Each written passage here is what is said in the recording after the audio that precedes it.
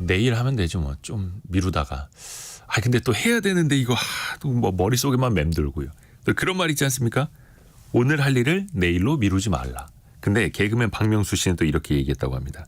내일도 할 수 있는 일을 굳이 오늘 할 필요는 없다. 자, 어떤 말이 맞는 건지는 모르겠습니다만 이 할 일을 미루는 심리, 또 미룰 수밖에 없는, 또 미루면서도 괴로워하는 심리 어떻게 해야 될까요? 연세대 이현주 연구교수와 함께 말씀 나눠보시죠. 안녕하세요, 교수님. 네, 안녕하세요. 교수님은 좀 미루는 일 좀 있으세요? 과거에는 좀 많이 그랬는데 네. 지금도 좀 그런 성향은 있지만 많이 고치고 있긴 하죠. 근데 우리가 일반적으로 막 할 일을 미룬다. 네. 다음에 해야지. 닥쳐서 해야지라고 네. 하면 저 사람 게으르다고 하지 않습니까? 네, 네. 그게 게으른 성향일수록 일을 미루는 걸까요? 어때요?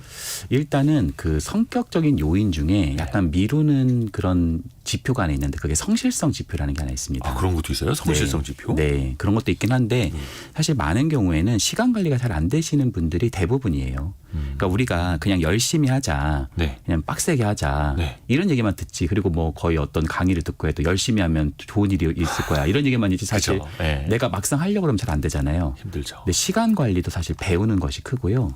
또 시간 관리를 자기 스스로가 좀 구축해 나가는 거를 충분히 코칭하고 이런 부분을 좀 돕는 것도 필요할 수 있습니다. 예를 들자면 예.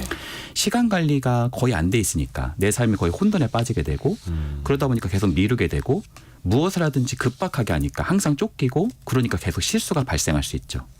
그리고 두 번째는 또 미루는 사람이 게으른 게 아니라 오히려 좀 완벽주의가 굉장히 숨겨져 있는 경우들도 상당합니다. 제대로 해야 된다. 네. 완벽하게 해야 된다. 이러면서요. 그렇죠. 그러니까 뭔가 자기가 완벽하게 해야 된다, 잘해야 된다라는 거는 반대편에 잘 못하면 어떡하지라는 두려움이 있는 거예요. 그러니까 이 두려움이 있다 보니까 계속 일 자체를 생각하고 싶지 않고 자꾸 그것을 미루고 회피하게 되는 그런 심리가 숨어 있죠. 아하. 그리고 세 번째는 내적 동기 자체가 부족한 사람도 있습니다.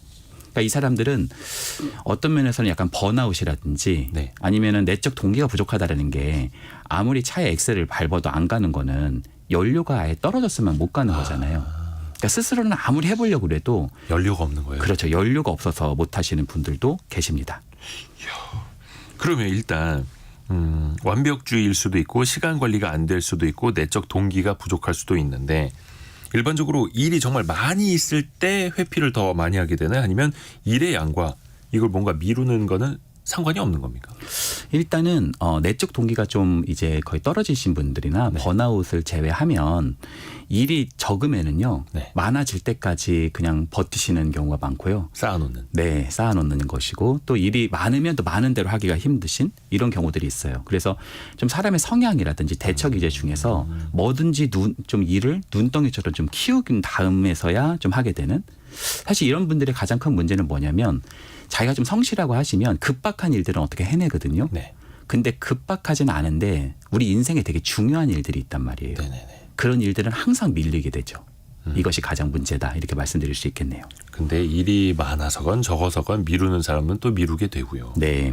근데 이제 항상 마음에 갈등이 생깁니다. 밀어놓고 그냥 안 하는 일이어서 그냥 영원히 안 하면은 상관이 없는데 네. 또 해야 하는 일이 있지 않습니까? 네. 해야 하는 이러면 또 마음은 또 괴로워요. 네. 이런 심리는 우리가 어떻게 이해를 해야 됩니까? 그러니까 우리가 평온한 어떤 냇가라든지 이런 걸 보면 참 평안하다 이렇게 생각할 수 있지만 네. 그 안에는 지금 살벌한 물고기들 사이에서의 지금 먹고 먹히는 전쟁이 일어날 수 그럼요. 있잖아요. 예. 그러니까 디테일을 살펴보면 굉장히 그 안에는 여러 전쟁 같은 일들이 있단 말이에요. 우아해 보이는 백조도 네. 발놀림 보면 진짜 장난 아니죠. 그렇죠. 그러니까 우리가 옆에서 보면 우리 아들은 도대체 얘는 뭐 하는 건가 누워가지고 핸드폰만 보고 있고 근데 그 아이의 사실 심리 안에는 취업 못하는 상황에서 또 일을 하지 못하는 상황에서 핸드폰을 보고 있지만 그 안에는 엄청난 격동들이 좀 숨어 있죠. 그러니까 괴롭고 막 어깨도 아프고 스트레스를 엄청나게 받고 있는 소위 일이나 공부는 안 하는데 스트레스는 엄청나게 받는 상황. 그런 상황이다라고 말씀드릴 수 있겠네요. 보이지는 않지만 스트레스가 엄청나게 쌓여가고 있는 상황인 거다. 네. 그 어떤 작가분이 하신 말씀인데 우리가 다른 사람에게 친절해야 하는 이유. 네. 저마다 모든 사람은 오늘도 저마다의 전쟁을 치르고 있다. 네. 그런 얘기도 있더라고요. 네. 또 하나. 아까 그 내적 동기가 뭐 부족하다 뭐 이런 이야기도 좀 해주셨는데 네. 아예 마감 시간, 네. 데드라인을 정해 놓는 게 최고의 동기부여 방법이다. 네. 최고로 날 움직일 수 있는 방법 이렇게 말씀하시는 분들도 있거든요. 네. 실제로 이게 도움이 될까요?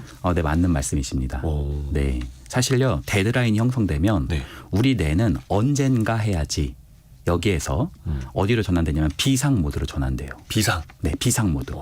왜 우리가 미루다가 보면 네네. 왜 밤새 가지고 시험 공부해야 되는 시간이 있잖아요. 그렇죠. 그럴 때 왜 갑자기 모드가 바뀌어가지고 엄청 막 밤새면서 열심히 하시는 분들이 있단 말이에요. 벼락치기. 네. 어쩔 수 없죠. 어쩔 수 없으니까 하는 거잖아요. 네, 그 사람들이 사실 뭐 성실하든 성실하지 않든 자기가 학점을 받으려면 열심히 한단 말이에요. 그것은 데드라인이 있기 때문에 그렇죠. 그러니까 아하. 너무 큰 데드라인을 나중에 다 모아놨다 데드라인을 하시는 것보다는 작은 일들을 처음부터 데드라인을 여러 개 형성시켜 놓는 게 좀 도움이 됩니다.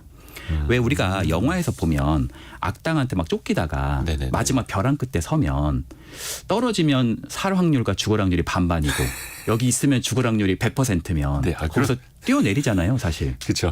그러니까 어떻게 보면 우리 애가 내일로 자꾸 미루게 되는 심리는 데드라인이 어쩌면 없어서 그럴 수도 있고 또 더 나아가서 데드라인을 설정시키고 그것을 적절히 강화하는 것도 도움이 돼요. 예를 들자면 데드라인을 강화하라고요? 네, 예를 들어서 내가 만약에 못한다. 네. 그러면 배우자에게 내가 이거 못하면은 당신에게 내가 10만 원 줄게. 오호. 내가 이거 대청소 해놓을게. 이런 식으로 나한테 어떤 토대를 형성시키거나 아니면 내가 그것을 다 했었을 때 나한테 영화라든지 맛있는 음식이라든지 이런 걸 대접하거나 보상. 그러니까 데드라인을 형성시켜 놓고 못하면 어떤 게 있고 잘하면 어떤 일이 있는지를 항상 형성시켜 놓는 습관을 마련해 놓는 것도 도움이 됩니다. 어떨 때는 내가 이점을 얻고 어떨 때는 뭔가 이제 페널티를 받고 막 이런 거를 설정을 해놓으면 네. 나 스스로를 더 움직일 수 있게. 네. 그래서 어떤 분들은 그 책을 써야지 하는데 잘 안 되는 분들은 우선은 계약부터 해놓는다 하더라고요. 네. 그래서 그 기간 못 지키면 위약금을 지불하는 네. 상황을 설정을 한다 하더라고요. 네. 이게 실제로 도움이 되는 거네요. 네. 근데 또 데드라인이 있으면 마음이 쫓겨서 또 이제 좀 이렇게 불행해지거나 네. 우울해지거나 또 이럴 수도 있지 않습니까? 맞아요. 사실 이게 예를 들어보면은 네. 제가 예전에 배가 너무 고픈데 네. 고기가 막 익기 시작을 하는 거예요. 네. 그래서 제가 너무너무 흥분해가지고 상추에다가 여러 가지 고기를 다 넣어서 먹었는데 거의 막 제가 너무 괴로웠던 기억이 있어요. 씹어지지가 않는 거예요. 너무 많이 나서. 그렇죠. 그러니까 적절한 압박감, 데드라인을 형성시키는 것도 중요하지만 예. 잘게 쪼개는 연습도 필요합니다. 그러니까 작은 덩어리로 쪼갠다라는 건 뭐냐면 25분 정도가 좋습니다. 25분이요? 그러니까 할 일을 엄청나게 많은 일들을 분절해서 네네네. 25분 단위로 할 수 있는 일들을 형성시키는 거예요. 그럼 오늘 하루에 20개를 할 수도 있고 10개를 할 수도 있겠죠. 그래서 25분 단위로 내 할 일들을 설정해 놓고 그거를 타이머 같은 걸로 맞춰 놓고 내가 그 설정된 시간만큼 할 일들을 해나가는 거죠. 그리고 여기서 또 하나의 팁은 너무 많은 생각을 하지 않는 게 좋습니다. 그러니까 계획을 많이 하시면 우리 뇌에서는 항상 근데 이거 밖이 춥잖아. 지금 달리기 하려면 너무 추워. 예. 막 이러면서 서로 막 설득하면서 내일로 자꾸 미루게 돼요. 갈등. 예. 그러니까 그러기보다는 항상 무슨 일을 해야 된다면은 많은 생각을 하기보다는 하나, 둘, 셋 하고 바로 그냥 시작하시는 게 훨씬 낫습니다. 생각을 너무 많이 하시지 마시고 행동을 먼저 하시는 거. 우리가 왜 사랑하기 때문에 심장이 뛰기도 하지만 심장이 뛰기 때문에 사랑하기도 하는 거잖아요. 그러니까 행동 먼저 실제로 하다 보면은 동기도 따라서 형성되는 경우들이 많이 있다. 이렇게도 말씀드리고 싶네요. 사실 미루지 말고 해야지 하는데 내 마음속에서 계속 해야지 하고 있는 동안 못 하고 있는 거잖아요. 네. 그러니까 해야지라는 생각 그냥 하지 말고 네. 바로 시작을 해야 되는데 네. 사실 그게 어려우니 하나하나 연습해보고 25분씩 쪼개보고 네. 그게 어떻게 보면 시간 관리, 작업 관리 잘 못하시는 분들도 또 연습을 해보는 네. 그런 프로세스가 될 수도 있겠네요. 네. 자, 그냥 미룬다고 해서 이제 게으른 건 아니고요. 여러분들 이제 고칠 수는 있습니다. 연세대 이헌주 연구교수와 함께했습니다. 고맙습니다. 감사합니다. 감사합니다.